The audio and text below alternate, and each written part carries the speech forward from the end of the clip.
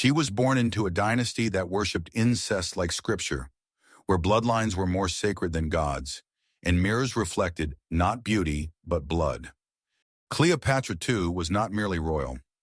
She was divine by decree, a living Isis in flesh. And like Isis, she was expected to marry her brother because only a god could touch a god. Her brother was Ptolemy VI, young, uncertain, and just as trapped. Their marriage was more ritual than romance, a crown of gold forged from iron expectation. Together they sat on twin thrones as child king and child queen of Egypt, veiled in silk and silence. The court called it harmony. It felt more like captivity. In the palaces of Alexandria, marble walls whispered with surveillance. Every gesture between them was scrutinized, painted in divine symbolism. When she smiled at him, it was interpreted as grace. When she frowned, it was seen as a bad omen. Cleopatra II learned early. Her body did not belong to her. It belonged to the gods, the throne, and the story others needed to tell. The Ptolemies had long made incest political. It wasn't perversion, it was preservation. Marrying siblings was how they mimicked the gods, Isis and Osiris, how they kept the bloodline pure and the power internal. But under that golden mythology, the human cost bled through. Cleopatra II became a queen by betraying her own body's boundaries. There was no word for consent in the language of dynasties. As she matured, Cleopatra bore children by Ptolemy VII, political heirs shaped in her image, not her will. Each pregnancy was a state matter. Each birth announced like a military victory.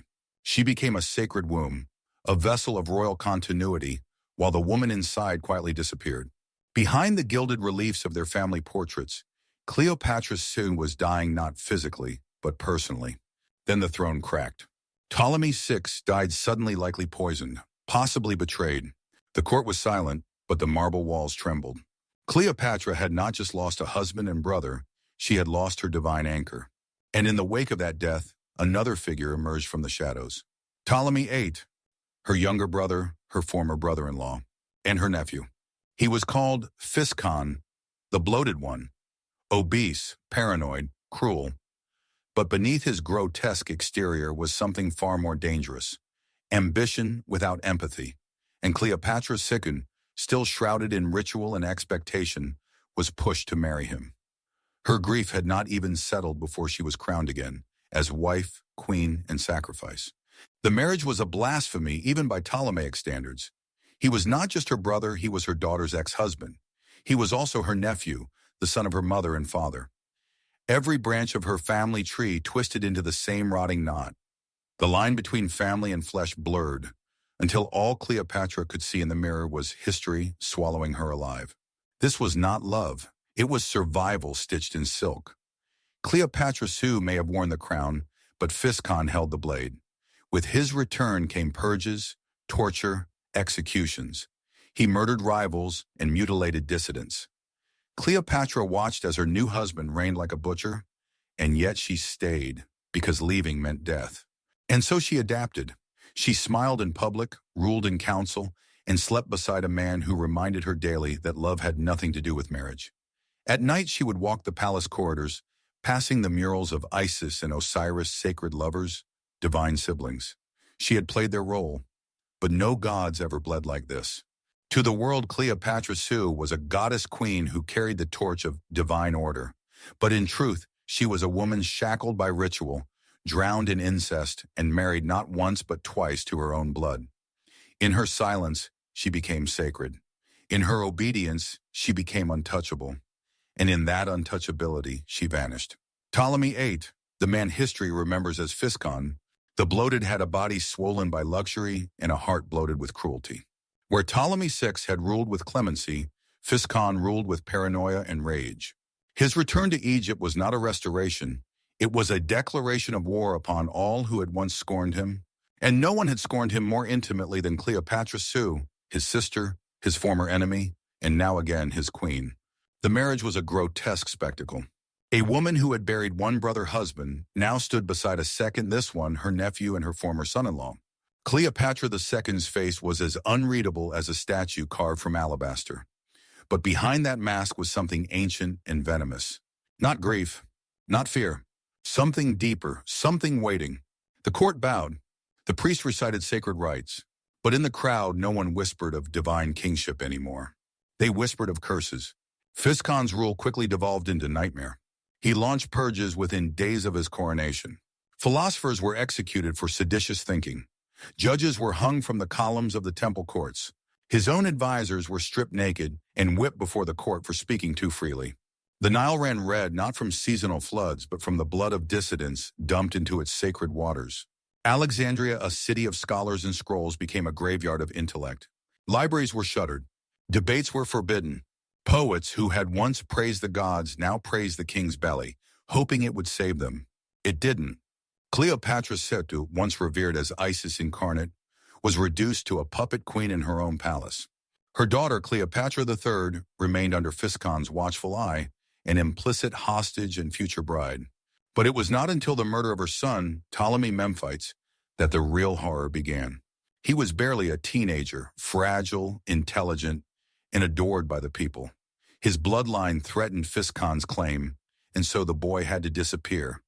Cleopatra pleaded for mercy. She offered her silence, her obedience, even her exile. But Physcon did not want silence. He wanted agony. The child was abducted. No announcement, only a grotesque performance to come. Days later, during a state banquet, a sealed chest arrived at Cleopatra's table. It bore the royal sigil and the soft scent of frankincense. She opened it with trembling hands. Inside were the dismembered remains of her son, his severed head laid atop his tiny arms, his eyes still open. The scream she released was not human. It was the sound of a goddess dying. Physcon watched, smiled, and then continued eating. The murder of Memphite shattered what remained of the royal illusion. Alexandria exploded in revolt. Temples were desecrated. Statues of Physcon were torn down and dragged through the dirt. Priests publicly denounced the king as cursed. Even the gods, they said, had abandoned Egypt. And Cleopatra VII transformed. No longer a queen chained to tradition, she became a fury cloaked in vengeance. She raised an army, issued royal decrees denouncing her husband as a murderer and usurper. For the first time in centuries, Egypt had two rulers, but only one throne. The civil war was not clean. It tore families, temples, and provinces in half. Physcon responded with scorched earth cruelty. He burned entire districts, slaughtered children to bait rebels. In one village, he ordered that newborn boys be executed, just to ensure none could carry his brother's blood in the future. His madness knew no limits. But Cleopatra fought like a serpent queen. She commanded fleets on the Nile, negotiated alliances with foreign generals, and personally led rites to rally her people. Her face appeared on coinage without a male co-ruler for the first time, a revolutionary act of defiance. She was no longer queen consort, she was queen in her own right, and for a time she won. Physcon fled Alexandria in disgrace, dragging Cleopatra III, his stepdaughter and niece, with him. In a final insult, he married the girl, forcing her to wear her mother's stolen crown while the true queen ruled in open defiance. Yet even victories rot when built on pain. The years dragged on. Cleopatra's reign was burdened by grief, famine, and endless war. Physcon, though in exile, still had allies. And eventually he returned not with apologies, but with Roman support and fresh armies. The Nile turned black with despair once more. And then the unthinkable happened. Cleopatra the II agreed to reconcile. There was no coronation, no joy, just a silent treaty carved in exhaustion. The woman who had held her son's butchered body now sat beside the man who had ordered it. Historians call it pragmatism, survival. But the silence between them screamed louder than any war. Their joint reign resumed. They smiled at banquets. They blessed temples. But behind their eyes was a shared, unbearable truth, that some power can only be gained by sacrificing what once made you human. Cleopatra II had survived her brother, her nephew husband, the death of her child, in the fire of rebellion. But she was no longer Isis. She was something else now, an empress carved from ash, ruling from the ruins of her own motherhood. They called it reconciliation, but it was a corpse dressed in royal robes. Cleopatra II and Ptolemy VIII. Physcon now sat side by side, ruling Egypt once again as co-sovereigns. But no decree, no golden statue, no divine hymn could erase what had passed between them. The very walls of Alexandria whispered of it. The screams of a murdered child, the scent of burnt flesh, the silent war fought behind palace doors. To the public, they were a united front two pharaohs restoring order after civil war. But behind the veils of incense and ceremony, their court was frozen with fear. One wrong glance, one careless word, and you might disappear. Cleopatra had become unreadable. Physcon, unpredictable. They ruled not as husband and wife, not even as enemies, but as two predators forced to share a cage, waiting for the other to bleed first. Their only shared bond was Cleopatra III, the daughter of Cleopatra II, now also wife of Physcon, a grotesque bridge between mother and husband, and through her womb, a new generation of twisted alliances began. Physcon fathered sons with her. Cleopatra III became the favored queen, and with her rise came the slow erasure of Cleopatra II. Statues of the elder queen were quietly removed. Her name was dropped from hymns. In public rituals, she stood behind, no longer equal, merely tolerated. But Cleopatra II had already endured fire. Erasure was a lighter form of cruelty, and still the poison brewed in silence. The royal family split into factions. Cleopatra II's supporters whispered rebellion. Cleopatra III's children were groomed to inherit the throne. Physcon played them all against each other. One son, Ptolemy VIII, was shipped off to Cyrene to rule in exile. Another, Ptolemy IX, was dragged into court politics like a lamb toward slaughter. The people watched in confusion and fear. The Nile no longer swelled with sacred promise, it foamed with political rot. Priests changed their prayers daily, unsure which queen they should honor. The court became a labyrinth of masks, daggers, and shifting loyalties. And then came the most haunting fracture, one not of war but of motherhood. Cleopatra II had once ruled Egypt with her daughter as a trusted ally. Now she watched as Cleopatra III, her own flesh, stood beside the man who had murdered her brother. And worse, loved him, or seemed to. The betrayal was not shouted. It was ritualized, normalized, paraded in state ceremonies. Cleopatra VII looked into her daughter's eyes and saw not rebellion, not regret, but ambition. Cold, perfect, unshakable. For a woman who had survived everything: incest, exile, infanticide, this was the final cruelty. Not the murder of her son, but the transformation of her daughter into a mirror of the man who had done it. A civil war had raged in Egypt, but now the greater war festered inside Cleopatra herself. She withdrew from public life, attended ceremonies, yes, signed decrees, yes, but her voice faded, her image dimmed. Some say she plotted a final revolt. Others say she simply stopped eating. Historians don't agree on how she died, only that she vanished as quietly as her son had been taken, without a scream this time. Cleopatra VII was buried in royal tombs, her body embalmed like a goddess. But her name was not honored in song. Her legacy was too dangerous, too inconvenient. And yet she had shaped Egypt. She had outlived two husbands. She had ruled alone in a time when queens were only shadows. She had buried one son and watched another be crowned. She had survived a husband who turned Egypt into a theater of cruelty, and she had done it without ever collapsing before him. But what did it cost? Her motherhood, her identity, her own voice in the stories that followed. The Ptolemaic dynasty would lurch on toward madness, toward Rome, toward that other Cleopatra who would seduce empires. But none of it would have been possible without the woman history tried to forget.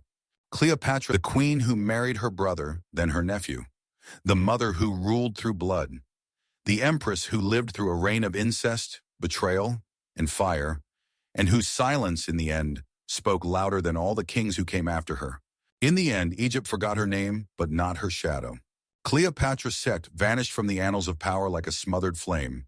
No grand tomb inscriptions, no poetic epitaph. Even the gods, it seemed, fell silent at her passing. And yet what she left behind was not silence, but a curse. Her family, what was left of it, descended into paranoia and betrayal. Ptolemy VIII, Physcon, bloated with age and fear, grew more erratic. His sons by Cleopatra III, herself a daughter of both vengeance and incest, fought among themselves, each believing they were destined to rule. The bloodline had become a snake devouring its own tail. And Cleopatra too, she was the venom in its veins, long absorbed but never neutralized. The Egypt she once ruled, a land of temples, rites, and divine order, was cracking under the weight of dynastic rot. Cleopatra III now held the reins, her own sons dancing to her will, and her memory of her mother twisted, perhaps sealed under layers of ambition. But Cleopatra II haunted them all. She was the mother who had watched her own child burned alive, the sister wife who had returned to the man who murdered him, the queen who once ruled alone, unthinkable in a world of kings. And though she left no confession, no lament, history had already carved her in bone, as both victim and architect of a dynasty's decay. Even in death, her name remained dangerous. The Ptolemies, those serpents in gold, kept marrying each other, kept killing their sons, kept fighting in sanctuaries while Rome's shadow stretched across the sea. One day the name Cleopatra would rise again, not hers but another's. A girl born centuries later. Cleopatra VII. She would seduce Caesar. She would bring empires to their knees. She would die by asp, and the world would remember her as the last queen of Egypt. But she did not rise from nothing. She rose from Cleopatra II, the forgotten serpent mother, whose own reign of fire and blood set the precedent. The incest, the power games, the broken sons and dangerous daughters. Cleopatra II was not the end. She was the template. History prefers simple monsters and glamorous queens. She was neither. She was a woman born into a divine bloodline and trapped in its rituals, a sister who became a wife who became a widow who married her own nephew, a mother who watched her son's ashes drift into Nile winds, a queen who ruled not once, but thrice through alliance, through exile, and through revenge. What she endured would have broken most, but Cleopatra II did not break. She calcified, and then she disappeared. No monument could carry her grief. No song could cleanse her choices. Her story was buried in papyri and footnotes, too twisted, too uncomfortable, too real. But now we remember. We remember the queen who married her brother and then her nephew. We remember the child burned as a message. We remember the silence between co-rulers who once shared a bed and now shared a graveyard of sins. Cleopatra II was not a monster. She was not a saint. She was what happens when power, ritual, and revenge eat a woman from the inside, and still, she keeps standing. And though history dared to forget her name, Egypt never truly recovered from her reign. She was the serpent mother of a dying dynasty, and she left behind a kingdom where blood never stopped crying.